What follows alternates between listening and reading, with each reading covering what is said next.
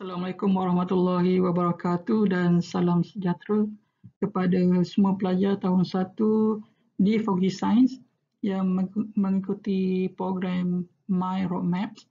So, seperti mana yang telah kita bincangkan dan juga taklimatkan sebelum ini, untuk semester pertama, so modul pertama My Roadmap adalah melibatkan bengkel ataupun workshop berkenaan dengan 7 Habits.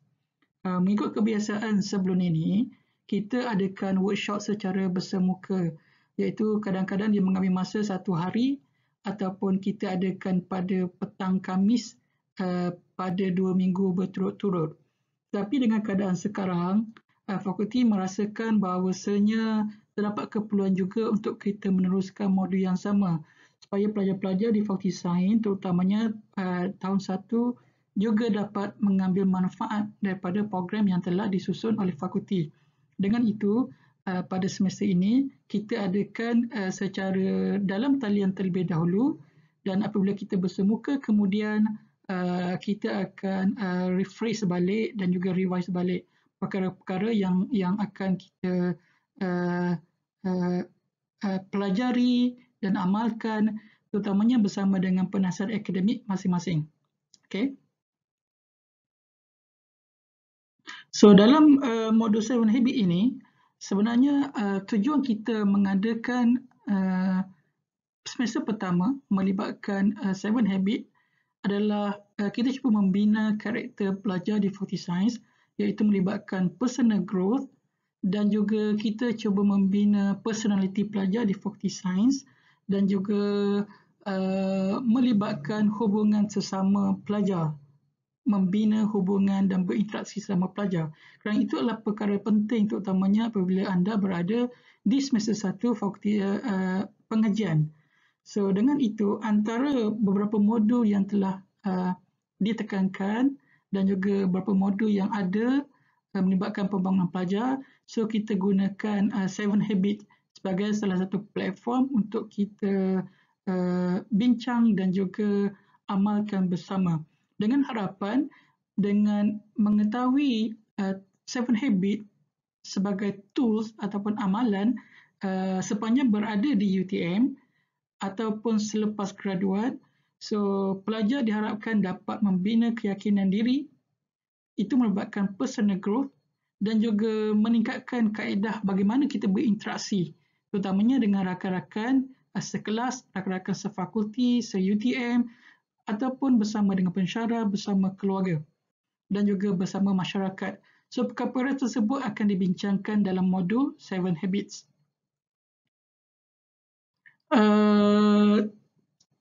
Pada semester break yang lepas, pada minggu ke-8, so setiap pensyarah akademik telah berkongsi dengan semua pelajar berkenaan 7 Habit mengikut perkara-perkara yang biasa perlu dilakukan semasa semester mid semester break, iaitu untuk improve supaya dalam fasa kedua semester ini terdapat beberapa perkara yang mungkin boleh ditambah baik, terutamanya dari segi pembelajaran pelajar.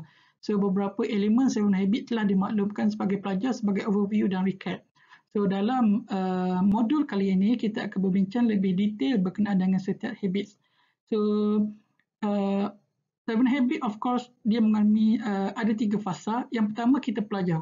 Kita akan belajar apa itu 7 Habits dan yang paling penting adalah do, iaitu dia adalah habits yang perlu kita amalkan. Right? Sebab dia bukannya sekadar teori, dia adalah melibatkan amalan, habit, kebiasaan ataupun tabiat yang kita lakukan yang positif.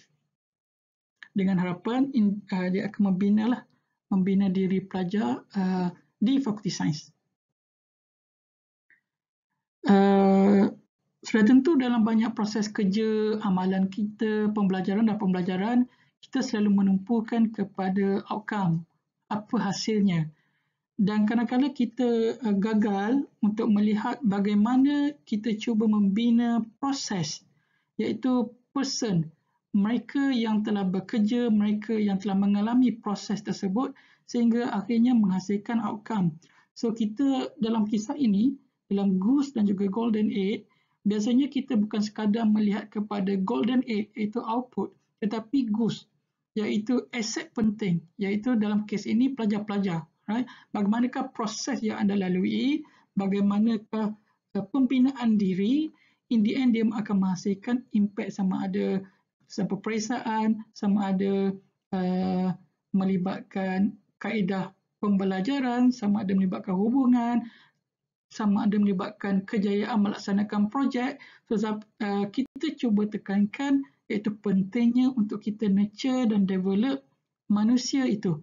Bukan sekadar melihat pada keputusan result akhir, tapi manusia itu, mereka yang berada dalam proses dan sistem.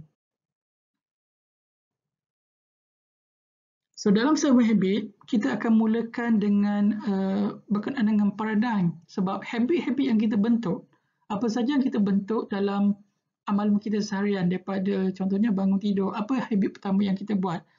Bila berinteraksi dengan rakan-rakan, bila belajar dalam talian, apakah habit-habit kita yang biasa buat? So, habit-habit kebiasaan tersebut adalah hasil daripada paradigm atau pegangan ataupun sifat-sifat awalan yang kita ada. Itu yang dimaksud dengan paradigm. Misalnya, behavior ataupun kalau kita nampak dalam iceberg ini, tabiat yang keluar di akhirnya, habit itu dihasil daripada apa pemikiran kita, apa kepercayaan kita, apa nilai-nilai yang kita pegang, sehingga akhirnya dia membentuk habit dan tabiat. So, thought, belief and values itulah paradigm yang kita ada, yang kita pegang, yang akan hasilkan output yang akan kita nampaklah dari segi behavior. Dalam buku 7 Habits, Stephen Covey dikisahkan kalau siapa yang ada buku tersebut dan membaca buku tersebut, dalam penerangan yang pertama, bagaimana paradigm ini penting, dikisahkan bagaimana satu hari seorang ayah membawa anaknya menaiki kereta api, dan dalam keadaan dalam kereta api tersebut ramai juga orang-orang lain yang bersama-sama. So, anak tersebut seolah-olah nampak macam nakal, dibiarkan berjalan merata-rata dan juga mengacau orang lain semasa menaiki kereta api tersebut. So, bagi kita, pandangan kita apabila melihat situasi tersebut, kita akan cuba menyalahkan ayahnya. Kenapa membiarkan anaknya sebegitu dan sebegini? Right? Itulah pandangan umum. Tetapi dalam kisah tersebut diceritakan sebenarnya kenapa ayahnya tidak melarang anaknya seolah-olah bebas di dalam pengangkutan awam tersebut pergi ke sana ke sini. Sebenarnya mereka sebenarnya anak tersebut telah kehilangan ibunya. So, apabila kita mengetahui perkara tersebut, kisah di sebalik belakang, so paradigm kita terus berubah. Kita akan merasa kasihan kepada anak tersebut. Kita juga akan merasa kasihan kepada ayah tersebut. So, dengan seterusnya anjakan paradigm kita berubah apabila kita mengetahui sesuatu perkara dalam sudut yang berbeza. So, itu yang bermaksud paradigm. So, paradigm ni kita mesti perbetulkan supaya akhirnya dia akan menghasilkan output dan juga habit yang baik. Kalau ditanya apakah makna habit? Bagi saya, habit ini adalah perkara yang antaranya adalah perkara yang bila dah jadi habit, sebati dengan kita, very well embed dalam diri kita. So, dia adalah soalan perkara yang kita lakukan secara automatik. Contohnya kalau kita nampak sampah di jalanan, right? Bila nampak sampah tersebut, kita tak fikir, sampah ni mungkin nanti lepas ni ada orang lain ambil. Ataupun sampah ni okey je, dia tak mencemarkan alam sekitar. So, perkara-perkara tersebut, apabila kita berfikir, so dia bukan lagi menjadi habit sebab kita meletakkan pemikiran dan pandangan yang bukan automatik berlaku. Habit adalah perkara yang semula jadi yang terus kita berlaku. Right? Contohnya nampak sampah tersebut, kita ambil dan buang. So, sebab itu telah menjadi habit kita. So, untuk membangunkan habit, tentu kita perlu ada paradigm yang betul, sifat-sifat dan karakter dan nilai yang betul yang kita pegang. Okay. So, pelajar-pelajar dibekalkan dengan semua nota tersebut yang akan dikongsi ini, yang pelajar boleh rujuk kemudian sama ada baca sendiri ataupun bersama dengan PA. Melalui program perkongsian secara talian ini, kita hanya highlightkan gist important matter saja. So, dalam setiap habit yang akan kita bincangkan satu persatu nanti ada dipanggil baby step. Maksudnya step-step yang boleh kita buat secara beransur-ansur supaya akhirnya dia menjadi habit. So, kalau sesiapa yang telah membaca 7 Habit, so awak akan nampak yang pertamanya dipanggil private victory. Habit pertama, kedua dan ketiga adalah personal. Be proactive. Begin with the end in mind.